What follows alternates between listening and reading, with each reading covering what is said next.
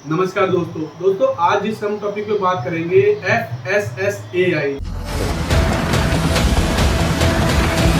हाँ दोस्तों, food safety standard authority of India.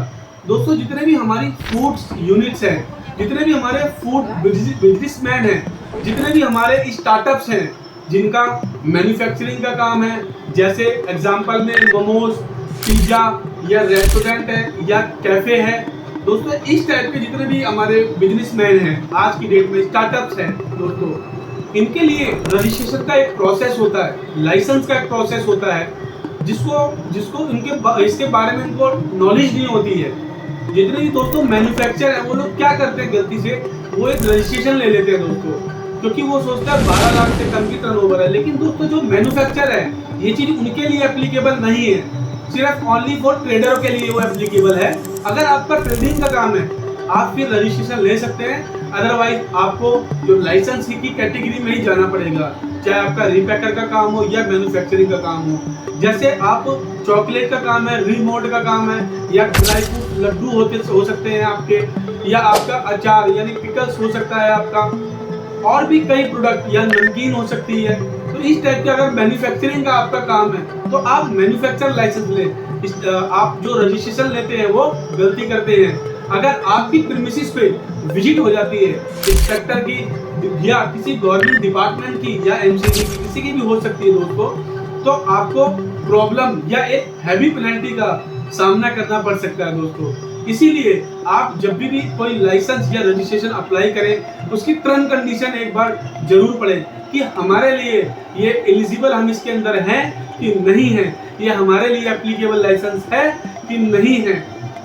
इसका ध्यान बहुत जरूर रखना पड़ता है दोस्तों। अब मैं मान के चलता हूँ आपका रिपैकर का काम है, या चॉकलेट रिपैकिंग का हो सकता है, या ड्राई फ्रूट, या आपके स्पाइसेस मसाले, या पिकल्स अचार, किसी भी टाइप का, या बेकरी का काम हो सकता है, या आपका कोई डेयरी का काम हो सकता है। अगर आपका डेयरी का है तो डेयरी के भी काफी सारे प्रोडक्ट होते हैं, जैसे अमूल डेयरी हो गया, पारस डेयरी हो गया, या मदर डेयरी हो गया। इस टाइप की डेयरी के भी काफी प्रोडक्ट हो सकते हैं दोस्तों। तो इनकी एक कंप्लाइंस, जी हाँ दोस्तों, बहुत जरूरी कंप्लाइंस होते हैं। कई लोग लाइसेंस ले लेते हैं, देन उसके बाद उनको ये नहीं पता होता कि उनकी रिटर्न भी फाइल होती है। जी हाँ दोस्तों, FSSAI एनुअल रिटर्न जिसको बोला जाता है, जैसे जीएसटी रिटर्न फाइल होती है 3B हो गया, GSTR 1 हो गया, GSTR 9 हो गया, आपका इनकम टैक्स हो गया, ITR होगा, ITR 1 2 3 4 5। ठीक है दोस्तों, तो इसी हिसाब से आपका FSSAI की रिटर्न फाइल होती है, जिसको हम बोलते हैं D1 D2।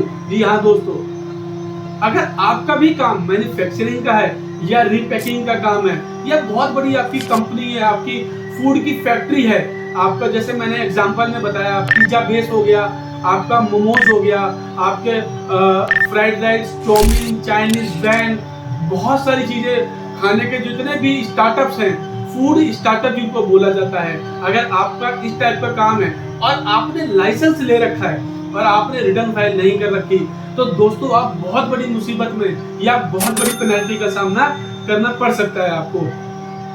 इसीलिए अगर आप कोई सा भी बिजनेस कर रहे हैं, या खाने पीने से रिलेटेड हो या कोई अदर बिजनेस हो, जो भी आपके बिजनेस के कंप्लाइंस है, रजिस्ट्रेशन हो गया, लाइसेंस हो गया, रिटर्न्स हो गई, या अदर कंप्लाइंस हो गए, या कोई फॉर्म फाइल करने होते हैं, तो इसका बहुत ज्यादा ध्यान रखना पड़ता है दोस्तों। नहीं तो आपका यूनिट, फूड यूनिट में कभी भी सील लग सकती है, गवर्नमेंट अफसर आके सील लगा सकते हैं, या कोई पेनल्टी, हैवी पेनल्टी भी आपको पे करनी पड़ सकती है।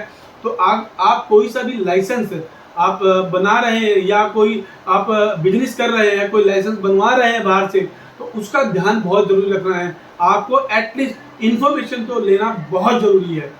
अगर आपको भी बिजनेस लाइसेंस या रजिस्ट्रेशन से, या किसी भी कोर्ट मैटर से, आपका कोई सिविल केस हो, कोई क्रिमिनल केस हो, कोई बिजनेस लाइसेंस हो या रजिस्ट्रेशन हो, इससे रिलेटेड कोई भी काम हो, आप हमारी टीम से कांटेक्ट कर सकते हैं। कोई नॉलेज लेनी हो आपको, तो आप हमारी टीम से, आपको व्हाट्सएप पे नंबर मिल जाएगा, आपको व्हाट्सएप पे क्वेरी लिख के मेंशन करना है दोस्तों, हमारी टीम का कॉल आएगा 24 से 48 घंटे के अंदर आपके पास कॉल आ जाएगा दोस्तों।